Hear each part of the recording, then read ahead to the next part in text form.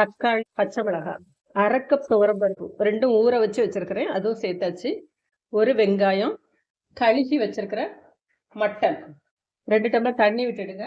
ஒரு 1/2 டீஸ்பூன் மிளகாய் பொடி, 1 பீஸ் பட்டை இப்படி ஒரு 3 விசில் வேக வச்சு எடுத்துடலாம். இஞ்சி பூண்டு பேஸ்ட் வந்து 1 டீஸ்பூன், 2 டீஸ்பூன் அளவுக்கு எண்ணெய், பட்டை, கிராம்பு, ஏலக்காய், அன்னாசிப்பூ, ஜாதி பத்திரி, சோம்பு, 1 டீஸ்பூன் ஜீரகம், கருவேப்பிலை, வெங்காயம், இது ரம்ப இலை, எண்ணெயிலே வதங்கி வரட்டும். கட் பண்ண ஒரு தக்காளி, 1 டீஸ்பூன் அளவுக்கு இஞ்சி பூண்டு பேஸ்ட்.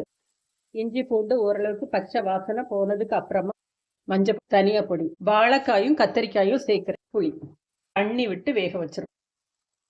காய் பாருங்க நல்லா வெந்துச்சு.